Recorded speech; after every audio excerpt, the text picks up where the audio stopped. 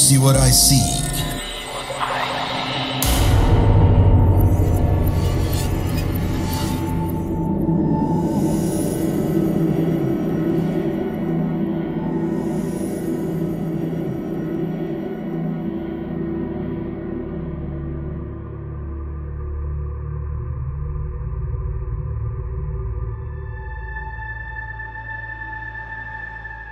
Laki-laki berpakaian serba putih itu diam aja menghadap ke arah sawah kosong. Lama banget. Ngapain dia ya ngelihat ke arah sawah? Aneh malam-malam begini. Aku tetap berjalan menuju ke rumah tetanggaku untuk ngasih titipan ibu.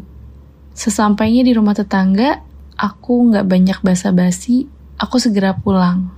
Karena udah malam banget. Aku ngelewatin gang itu lagi. Gang di mana aku tadi ngeliat laki-laki berpakaian serba putih.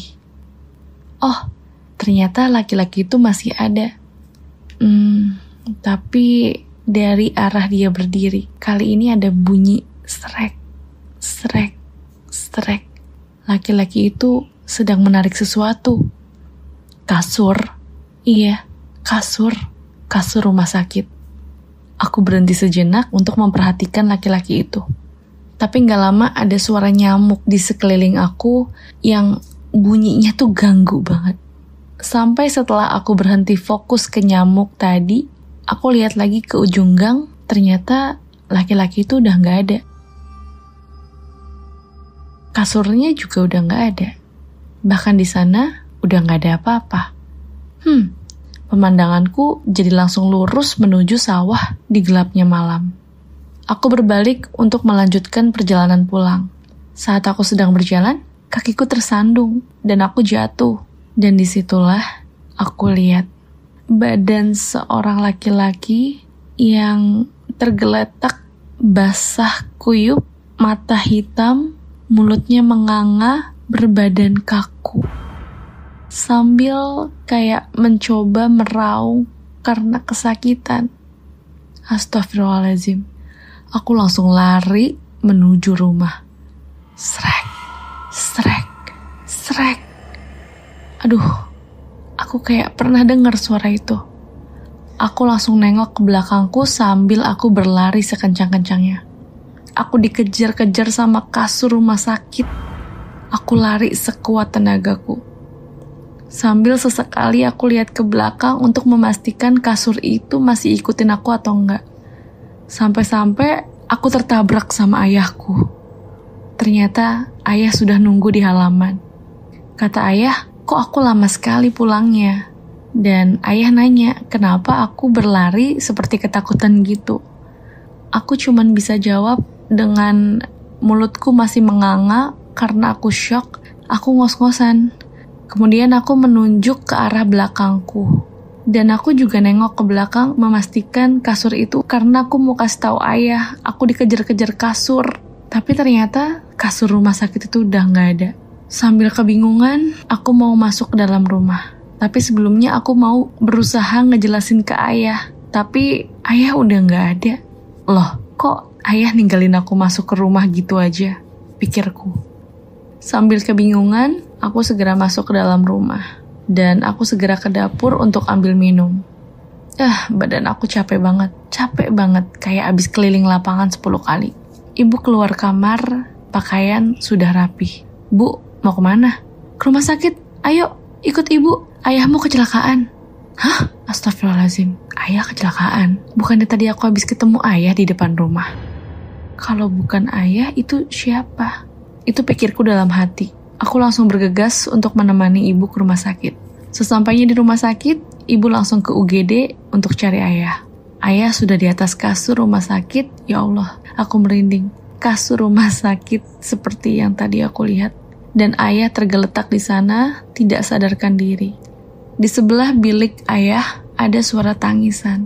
Aku ngintip di balik gorden bilik UGD tempat ayah berada. Ternyata ada seorang ibu dan anak kecil yang sedang menangis, baru saja ditutup luka di tangan dan kakinya dengan perban oleh perawat. Mereka menangis di atas kasur itu. Dan gak lama seorang perawat laki-laki berpakaian serba putih masuk ke dalam bilik ibu dan anak itu sambil membawa seorang laki-laki yang tidak sadarkan diri dengan posisi badan kaku, mulut menganga, matanya melotot, dan basah kuyup. Didorong oleh perawat itu menggunakan kasur rumah sakit. Aku seperti gak asing dengan pemandangan itu. Sesaat itu juga anak kecil itu teriak, "Bapak!" Dan ibunya jawab sambil nangis dan meluk anak itu. "Iya nak, udah nak, ikhlasin bapak ya nak. Nanti juga bapak ketemu, insya Allah, sabar ya sayang." Loh, nanti bapak juga ketemu? Mereka nggak ngeliat ya ada perawat yang bawa laki-laki terbaring itu? Bukannya itu bapaknya? Aneh, pikirku. Saat aku sedang berpikir seperti itu, tiba-tiba perawat laki-laki yang membawa bapak itu menoleh ke arahku. Astagfirullahaladzim, aku merinding. Muka perawat itu pucat, matanya merah, dan dia memberi isyarat kepadaku untuk diam. Aku syok. Aku langsung menutup gorden bilik tempat aku ngintip tadi. Ternyata ibu baru kembali dari luar rumah sakit. Dan katanya ibu baru aja bertemu dengan seorang saksi yang menyaksikan kecelakaan ayah. Sebelum menjelaskan kepadaku bagaimana kronologis kecelakaan ayah, ibu justru segera membuka gorden pembatas bilik ayah dan ibu masuk ke bilik ibu dan anak tadi. Ibu memeluk mereka dan minta maaf, sembari memberi nomor HP ibu kepada mereka. Aku dengar ibu minta kalau ada kabar tentang bapaknya, ibu minta segera dikabarkan. Setelah itu, ibu segera mengajakku pulang untuk mengambil beberapa pakaian ayah, karena ayah akan dirawat di rumah sakit dalam waktu beberapa hari. Dan di perjalanan pulang, ibu menceritakan kejadian bagaimana kecelakaan ayah. Ternyata, ayah naik motor dengan kecepatan tinggi di tengah hujan deras, mungkin supaya cepat sampai rumah.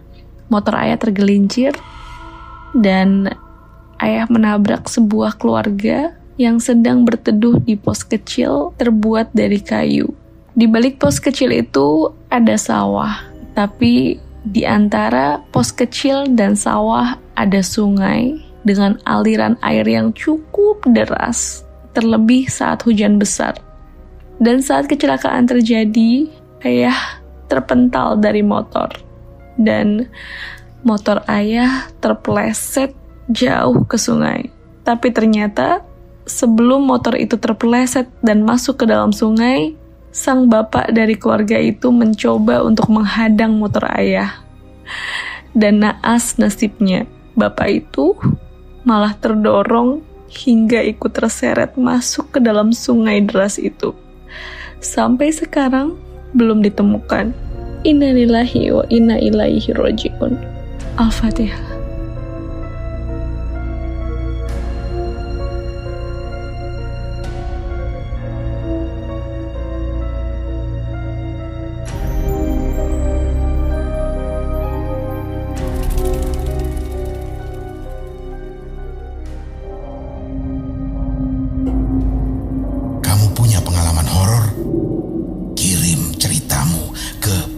podcast.ceritahoror@gmail.com